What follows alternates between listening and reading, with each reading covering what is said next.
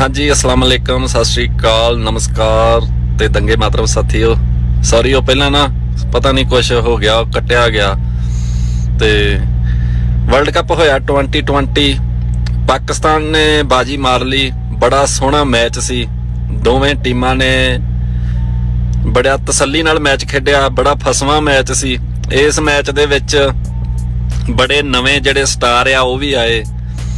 पाकिस्तान वाले पासियों भी नवे स्टार ते इंडिया वाले पासियों भी बड़े नवे स्टार जिहड़े इस वर्ल्ड कप दे विच वेखण नूं मिले।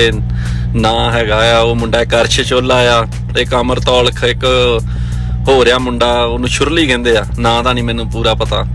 ते पाकिस्तान वाले पासियों भी रेडर सी दो नवे। जानी कि कुल मिला के आ भी मैच बड़ा वधिया सी। कुछ क इतराज हुंदे आ, सारिआं दे ही हुंदे आ, सारे मैचां 'च ही हुंदे आ। जदों खेडदे आ लगदा ही हुंदा आ भी असीं सही हाँ। कुल मिला के आ भी मुबारकां पाकिस्तान नूं, वधाइयां वर्ल्ड कप जितण दियां। ते ये बड़ी उन्हां दी वेट भी बड़ी चिर दी करदे पए सी। आलमोस्ट 5-6 वर्ल्ड कप पहलां हो गए। ते ਇਹ ਨਾਲੇ ਹੁਣ ਜਿਹੜੇ ਆਪਣੇ ਪਲੇਅਰ ਸੀ, ਪਾਕਿਸਤਾਨ ਦੇ ਪਲੇਅਰ ਸੀ, ਮੇਰਾ ਸਭ ਤੋਂ ਫੇਵਰੇਟ ਪਲੇਅਰ ਆ ਜੰਜੂਆ। ਤੇ ਮੈਂ ਜ਼ਿੰਦਗੀ 'ਚ ਕਿਤੇ ਮਿਲਣਾ ਆ ਉਹਨੂੰ ਜ਼ਰੂਰ, ਕਿਤੇ ਵੀ ਜਦੋਂ ਟਾਈਮ ਲੱਗਿਆ ਨਾ, ਕਿਤੇ ਪਾਕਿਸਤਾਨ ਜਾਣ ਦਾ ਬਣਿਆ ਪ੍ਰੋਗਰਾਮ ਤੇ ਮੈਂ ਜੰਜੂਏ ਵੀਰ ਨੂੰ ਜ਼ਰੂਰ ਮਿਲਣਾ ਆ। ਮੇਰਾ ਫੇਵਰੇਟ ਪਲੇਅਰ ਆ। ਜਾਣੀ ਕਿ ਇਸ ਵਰਲਡ ਕੱਪ ਦੇ ਵਿੱਚ ਪਾਕਿਸਤਾਨ ਵਾਲੇ ਪਾਸਿਓਂ ਕੁਛ ਇਹੋ ਜਿਹੇ ਪਲੇਅਰ ਆ ਵੀ ਜਿਨ੍ਹਾਂ ਨੇ ਹੁਣ ਗਾਂ ਅਗਲੇ ਆਉਣ ਵਾਲੇ 2-4 ਸਾਲਾਂ ਦੇ ਵਿੱਚ ਰਿਟਾਇਰ ਹੋ ਜਾਣਾ ਆ। ਕਿਉਂਕਿ ਨਵੇਂ ਮੁੰਡੇ ਹੁਣ ਪਾਕਿਸਤਾਨ ਦੀ ਟੀਮਾਂ ਜਿਹੜੀਆਂ ਖੇਡਦੀਆਂ ਪਈਆਂ ਨਾ ਟੂਰਨਾਮੈਂਟ, ਮੈਂ ਵੇਖਿਆ ਆ ਵੀ ਬਹੁਤ ਜ਼ਬਰਦਸਤ ਮੁੰਡੇ ਨਵੇਂ ਆਉਂਦੇ ਪਏ ਆ ਤੇ ਬੜੇ ਜਿਵੇਂ ਪਾਵਰਫੁਲ ਤੇ ਬੜੇ ਐਕਟਿਵ। ਜਾਣੀ ਕਿ ਆਉਣ ਵਾਲੀ ਜਿਹੜੀ ਪਾਕਿਸਤਾਨ ਦੀ ਟੀਮ ਹੋਊਗੀ ਉਹ ਵੀ ਬੜੀ ਜ਼ਬਰਦਸਤ ਹੋਊਗੀ। ਤੇ ਇੰਡੀਆ ਦੀ ਟੀਮ ਤਾਂ ਵੇਖ ਹੀ ਲਈ ਆ ਵੀ ਇਹ ਜਿਹੜੇ ਨਵੇਂ ਮੁੰਡੇ ਖੇਡਦੇ ਪਏ ਆ ਇਹ ਬੜਾ ਸੋਹਣਾ ਖੇਡਦੇ ਪਏ। ਅਰਸ਼ ਚੋਲਾ ਤਾਂ ਮੈਂ ਵੇਖਿਆ ਆ ਵੀ ਪਿਛਲੇ 2 ਸਾਲਾਂ ਤੋਂ ਹੀ ਖੇਡਣ ਲੱਗਾ ਆ, ਇਹਦੇ ਬ੍ਰਦਰ ਦੀ ਡੈਥ ਤੋਂ ਬਾਅਦ। ਤੇ ਬੜਾ ਸੋਹਣਾ ਜਾਫੀ ਆ। ਅਜੇ ਹੋਰ ਵੀ ਕਈ ਕੁਛ ਇੰਪਰੂਵ ਕਰਨ ਵਾਲਾ ਆ ਤੇ ਕਰੂਗਾ। ਬਾਕੀ ਇਹ ਆ ਵੀ ਹੋਰ ਤਾਂ ਸਾਰਾ ਕੁਝ ਠੀਕ ਸੀ, ਪਰ ਜਿਹੜਾ ਇਹਨਾਂ ਨੇ ਘਾਹ ਵਾਲੇ ਮੈਦਾਨ ਦੇ ਉੱਤੇ ਤੇ ਜਰਸੀਆਂ ਪਵਾ ਕੇ ਕਬੱਡੀ ਖਿਡਾਈ ਨਾ, ਉਹ ਥੋੜੀ ਜੀ ਅਟਪਟੀ ਲੱਗਦੀ ਆ। ਤੇ ਮੈਂ ਵੇਖਿਆ ਅੱਜ ਜੰਜੂਆ ਵੀ ਤਿਲਕਿਆ ਉਹਨੂੰ, ਮੁੰਡੇ ਨੂੰ, ਕੈਪਟਨ ਨੂੰ, ਜਦੋਂ ਜੱਫਾ ਲਾਉਣ ਲੱਗਾ ਸੀ ਇੰਡੀਅਨ ਕੈਪਟਨ ਨੂੰ, ਤੇ ਪੈਰ ਥੱਲਿਓਂ ਤਿਲਕ ਗਏ। ਘਾਹ ਦੇ ਵਿੱਚ ਇਹ ਸਿਸਟਮ ਆ ਵੀ ਜਾਫੀਆਂ ਨੂੰ ਸਾਰਿਆਂ ਨਾਲੋਂ ਜ਼ਿਆਦਾ ਨੁਕਸਾਨ ਹੁੰਦਾ, ਰੇਡਰ ਵਾਸਤੇ ਈਜ਼ੀ ਹੋ ਜਾਂਦਾ ਆ ਕੰਮ। ਤੇ ਬਾਕੀ ਸੱਟ ਲੱਗਣ ਦੇ ਵੀ ਚਾਂਸਸ ਜ਼ਿਆਦੇ ਆ। ਇਹ ਤਾਂ ਜਿਵੇਂ ਇਹਨਾਂ ਨੂੰ ਰਿਕਵੈਸਟ ਹੀ ਆ ਵੀ ਭਾਈ ਗਾਂ ਤੋਂ ਜਿਹੜੇ ਵੀ ਮੈਚ ਕਰਾਉਣੇ ਆ ਥੋੜਾ ਬਹੁਤਾ ਕੱਚਾ ਗਰਾਊਂਡ ਹੋਵੇ ਤੇ ਜਾਫੀਆਂ ਦੇ ਵੀ ਫੇਵਰ ਦੇ ਵਿੱਚ ਹੋਵੇ। ਬਾਕੀ ਕੁੱਲ ਮਿਲਾ ਕੇ ਮੈਚ ਬਹੁਤ ਜ਼ਬਰਦਸਤ ਸੀ।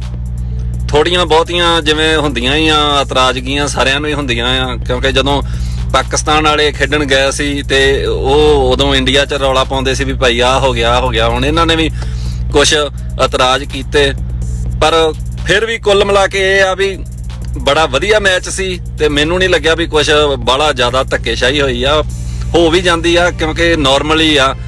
ਤੇ ਬਾਕੀ ਇਹ ਆ ਵੀ ਗੁੱਡ ਲੱਕ ਪਾਕਿਸਤਾਨ ਟੀਮ ਨੂੰ। ਤੇ ਆਉਣ ਵਾਲੇ ਟਾਈਮ ਦੇ ਵਿੱਚ ਤੁਸੀਂ ਵਧੀਆ ਹੋਰ ਚੰਗੇ ਪਲੇਅਰ ਅੱਗੇ ਆਉਣ ਤੇ ਵਧੀਆ ਮੈਚ ਹੁਣ ਅਸੀਂ ਵੇਖੀਏ ਲਹਿੰਦੇ ਚੜ੍ਹਦੇ ਦੇ ਪੰਜਾਬ ਦੇ। ਬਾਕੀ ਇੱਕ ਗੱਲ ਹੋ ਰਿਹਾ ਵੀ ਜਿਹੜੀ ਚੜ੍ਹਦੇ ਪੰਜਾਬ ਤੋਂ ਟੀਮ ਆਈ ਸੀ ਮੋਸਟਲੀ ਉਹ ਜਮਨਾ ਤੋਂ ਉਰਲੇ ਪਾਸੇ ਵਾਲੇ ਸੀ ਸਾਰੇ। ਤੇ ਇੰਡੀਅਨ ਗਵਰਨਮੈਂਟ ਨੇ ਤਾਂ ਉਹਨਾਂ ਨੂੰ ਆਉਣ ਹੀ ਨਹੀਂ ਕੀਤਾ ਵੀ ਹਾਂ ਵੀ ਭਾਈ ਇਹ ਸਾਡੀ ਟੀਮ ਆ, ਕਿਉਂਕਿ ਉਹਨਾਂ ਦੇ ਉੱਤੇ ਤਾਂ ਇਹਨਾਂ ਨੇ ਬੜੀਆਂ ਮਤਲਬ ਆਬਜੈਕਸ਼ਨ ਬੜੇ ਕੀਤੇ ਵੀ ਭਾਈ ਉਹ ਕਿਉਂ ਗਏ ਆ। ਤੇ ਲੀਡਰਾਂ ਨੇ ਵੱਡੇ ਬਿਆਨ ਦਿੱਤੇ ਵੀ ਇਹਨਾਂ ਦੀ ਇਨਵੈਸਟੀਗੇਸ਼ਨ ਹੋਣੀ ਚਾਹੀਦੀ ਆ, ਵੀ ਇਹ ਤਾਂ ਸਾਰੇ ਖਾਲਿਸਤਾਨੀ ਆ ਐ। ਹਾਲਾਂਕਿ ਮੁੰਡੇ ਪਲੇਅਰ ਆ, ਕਬੱਡੀ ਖੇਡਣ ਗਏ ਆ। ਵੇਖ ਲਓ ਕਿੰਨਾ ਦਿਵਾਲੀਆ ਪਾਣਿਆ ਵੀ ਪਲੇਅਰਾਂ ਦੇ ਉੱਤੇ ਵੀ ਇਹੋ ਜਿਹੇ ਆਬਜੈਕਸ਼ਨ ਕਰਦੇ ਆ। ਚਲੋ ਇਹਨਾਂ ਨੇ ਕਰ ਲੈਣ ਜੋ ਵੀ ਇਨਕੁਆਰੀਆਂ ਕਰਨੀਆਂ ਆ, ਪਤਾ ਹੀ ਆ ਵੀ ਪਲੇਅਰਾਂ ਨੇ ਆਉਣਾ ਹੀ ਸੀ। ਤੇ ਫਿਰ ਇਹ ਆ ਵੀ ਹੁਣ ਅੱਗੇ ਆ ਆਉਣ ਵਾਲੇ ਦਿਨਾਂ 'ਚ 25-26 ਤਰੀਕ ਨੂੰ ਮੇਰੇ ਖਿਆਲ 'ਚ ਟਰੰਪ ਦੀ ਫੇਰੀ ਆ ਇੰਡੀਆ ਦੇ ਵਿੱਚ।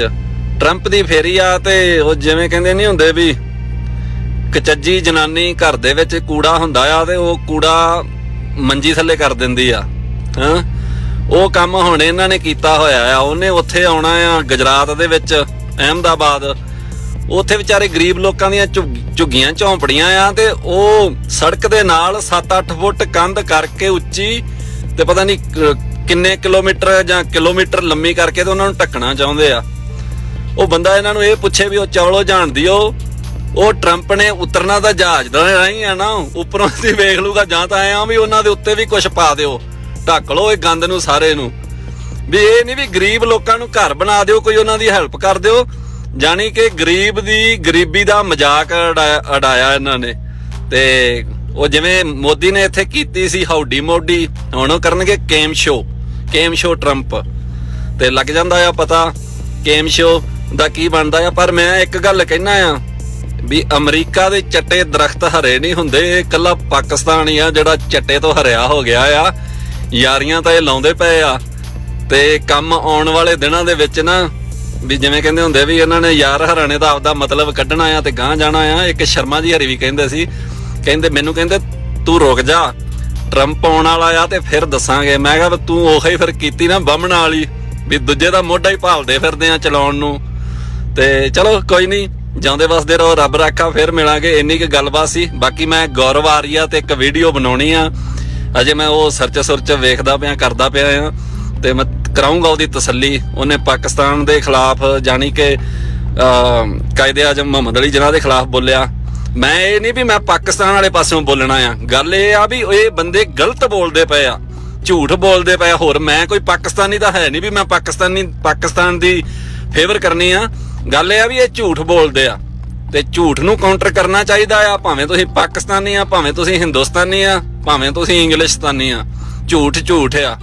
ਓਕੇ ਜੀ, ਜਿਉਂਦੇ ਵਸਦੇ ਰਹੋ, ਰੱਬ ਰੱਖਾ।